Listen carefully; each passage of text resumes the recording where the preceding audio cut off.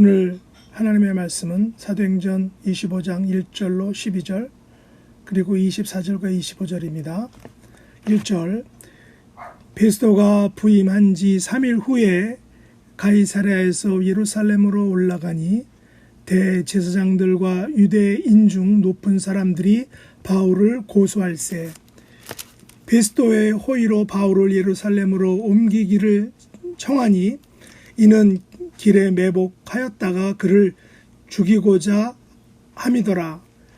베스도가 대답하여 바울이 가이사랴에 구류된 것과 자기도 멀지 않아 떠날 것을 말하고 또 이르되 너희 중 유력한 자들은 나와 함께 내려가서 그 사람에게 만일 옳지 아니한 일이 있거든 고발하라 하니라. 베스도가 그들 가운데에서 8일 혹은 10일을 지낸 후 가이사랴로 내려가서 이튿날 재판자리에 앉고 바울을 데려오라 명하니 그가 나오매 예루살렘에서 내려온 유대인들이 둘러서서 여러 가지 중대한 사건으로 고발하되 능히 증거를 대지 못한지라. 바울이 변명하여 이르되 유대인의 율법이나 성전이나 가이사랴에게나 내가 도무지 죄를 범하지 아니하였노라 하니 베스도가 유대인의 마음을 얻고자 하여 바울더러 묻되 내가 예루살렘에 올라가서 이 사건에 대하여 내 앞에서 신문을 받으려느냐. 바울이 이르되 내가 가이사랴의 재판자리에 앞에 섰으니 마땅히 거기서 신문을 받을 것이라. 당신도 잘 아시는 바와 같이 내가 유대인들에게 불의를 행한 일이 없나이다. 만일 내가 불의를 행하여 무슨 죽을 죄를 지었으면 죽기를 사양하지 아니할 것이나 만일 이 사람들이 나를 고발하는 것이 다 사실이 아니면 아무도 나를 그들에게 내줄 수 없나이다. 내가 가이사께 상소하노라 한데 베스도가 배석자들과 상의하고 이르되 내가 가이사에게 상소하였으니 가이사에게 갈 것이라 하니라. 24절 25절 베스도가 말하되 아그리빠 왕과 여기 같이 있는 여러분들이여 당신들이 보는 이 사람은 유대의 모든 무리가 크게 외치되 살려두지 못할 사람이라고 하여 예루살렘에서와 여기서도 내게 청언하였으나 내가 살피건대 죽일 죄를 범한 일이 없더이다. 그러나 그가 황제에게 상소한 거로 보내기로 결정하였나이다. 아멘. 오늘 말씀의 제목은 살려두지 못할 사람입니다. 오늘 말씀의 제목이 너무 살벌하죠? 그러면 살려두지 못할 사람은 대체 누구를 말하고 있습니까? 바로 사도 바울입니다. 그러면 누가 사도 바울을 향해서 살려두지 못할 사람이라고 말했을까요? 오늘 본문 24절과 25절을 읽어보겠습니다.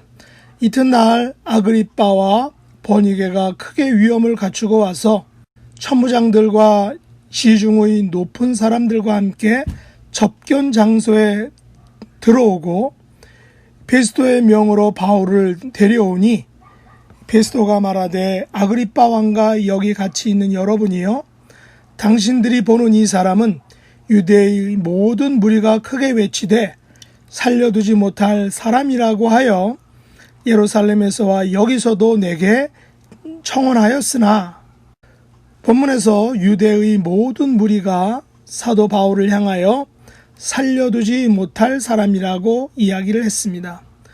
그러면 유대의 무리들은 왜 이 같은 험한 말을 한 것일까요?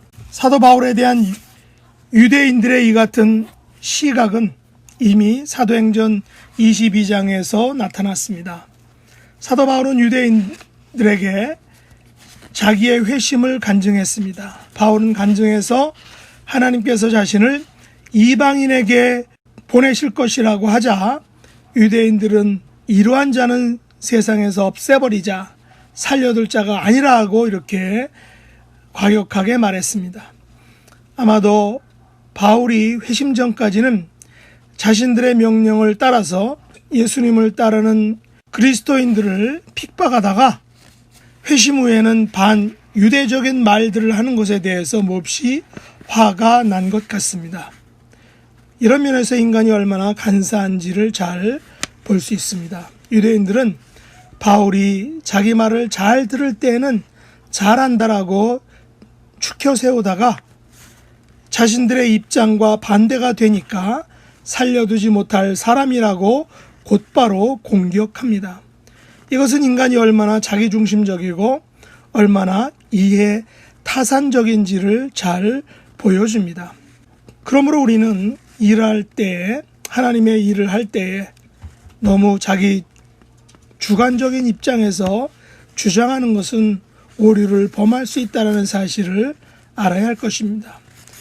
중세 기독교 세계는 이 같은 자기중심적인 세계관으로 인하여 수많은 사람들을 죽음으로 내어 몰았던 것을 우리는 역사를 통해서 알 수 있습니다. 소위 하나님의 법을 준행한다는 그런 명분으로 자신과 생각이 다른 많은 사람들을 마녀 사냥식으로 형장의 이슬로 사라지게 했던 것을 우리가 알 수 있습니다.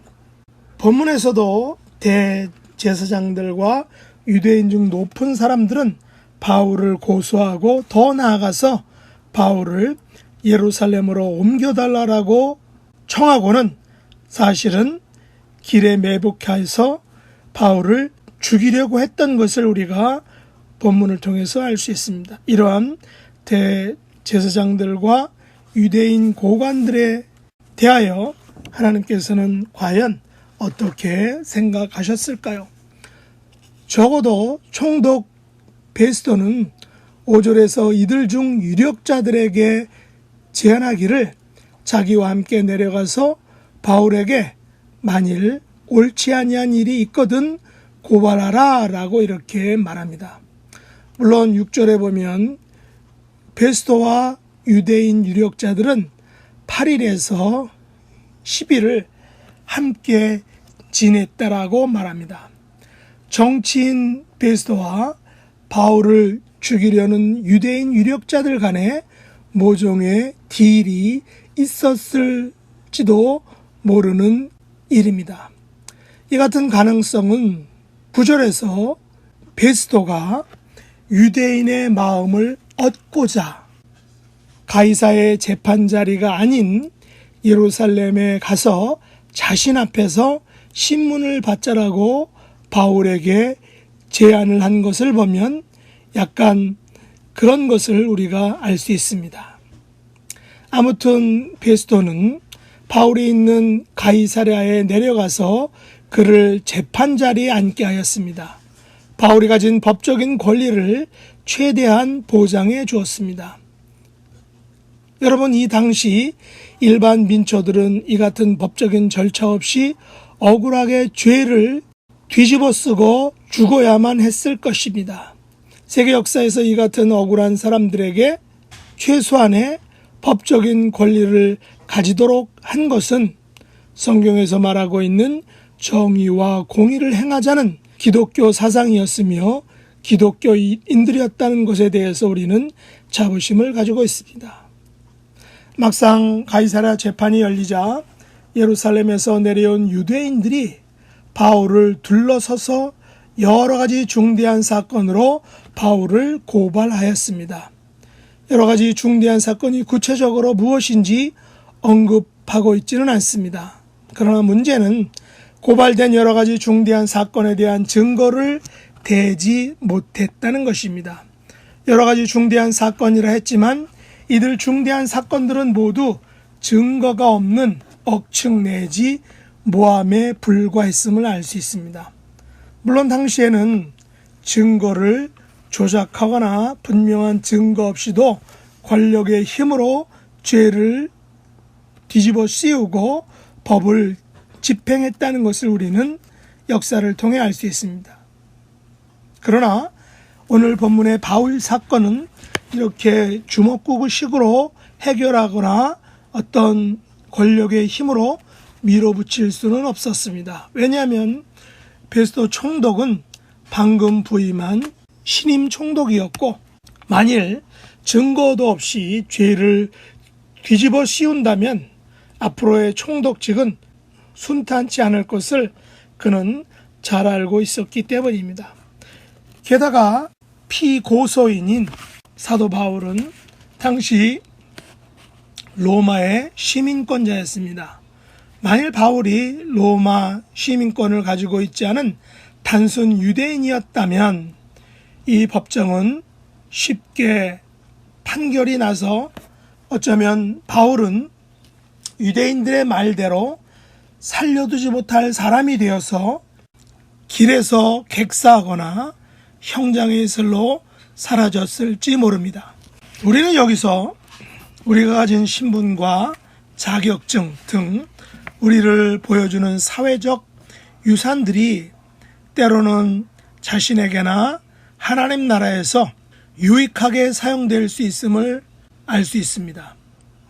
사도 바울은 자신의 신분을 하나님 나라와 복음을 위하여 매우 지혜롭게 유용하게 사용한 사람입니다. 그런 의미에서 여러분이 가진 신분, 여러분이 가진 자격증과 사회적인 고난들은 복음과 하나님 나라를 위하여 귀하고 능력 있게 사용될 수 있음을 우리는 기억해야 할 것입니다. 유대인들이 바울에 대한 증거를 대지 못하자 바울은 자신을 이렇게 변증합니다. 아니, 자신의 무죄를 주장하고 변호하고 지금 벌어지는 재판이 얼마나 잘못된 재판임을 강력하게 이야기합니다. 8절에 보면 바울은 유대인의 율법이나 성전이나 가이사에게나 내가 도무지 죄를 범하지 아니하였노라고 강하게 말합니다. 바울은 성경의 율법과 유대인들의 제사법 그리고 가이사의 세상법의 기준으로도 아무런 죄를 범하지 않았다라고 자신이 주장하고 있습니다. 10절 후반부에서는 바울이 유대인들에게 불의를 행하지 않았음을 베스도도 총독도 잘 알고 있지 않느냐라고 질문하면서 말하는데 이것은 베스도의 입을 막는 바울의 변증 능력입니다. 정치인 베스도는 유대인의 마음을 얻고자 꼼수를 부립니다. 로마 시민인 바울이 로마에 가서 가이사의 재판 자리에서는 유대인들이 불리하니까 바울에게 예루살렘으로 올라가서 자기 앞에서 신문을 받고 싶지 않느냐라고 바울을 회유합니다. 하지만 바울은 이 꼼수를 간파하고 즉시 사용합니다. 그리고 11절에서 베스도에게 가이사께 상소한다라고 하면서 자기 주장을 더욱 강하게 말합니다. 만일 내가 불의를 행하여 무슨 죽을 죄를 지었으면 죽기를 사양하지 아니할 것이나 만일 이 사람들이 나를 고발하는 것이 다 사실이 아니면 아무도 나를 그들에게 내줄 수 없다라고 분명하게 못 박아 말합니다. 보통의 사람들은 법적인 문제 앞에서는 좀 소극적이 되고 의기소침해질 수 있습니다. 죄를 범하지 않았음에도 불구하고 재판 자리에 앉게 되면 떨리고 자신이 작아지고 무력해지는 것을 느낍니다. 당시에는 오늘날처럼 변호사 제도가 활성화되어지 않아서 바울처럼 자신을 방어하고 변호해야 했을 것입니다. 물론 예수님을 만난 이후 바울의 삶은 불의나 무슨 죽을 죄를 짓지는 않았다라고 확신하고 있습니다. 그리고 만일 자신이 불의를 행하고 무슨 죽을 죄를 지었다면 죽는 것을 결코 사양하지 않겠다라고 자신 있게 말합니다. 어쩌면 우리들이 바울과 달리 2%가 부족한 이유가 여기에 있지 않을까 생각합니다. 바울은 분명히 말하기를 만일 자신의 불이나 무슨 죽을 죄를 지었으면 죽기를 결코 사양하지 않겠다라고 분명하게 말합니다. 죄에 대한 처벌을 달게 받을 뿐 아니라 죄에 대해서 죽음으로 사죄하겠다는 것입니다. 어쩌면 우리 그리스도인들에게 부족한 것이 이것이 아닐까요?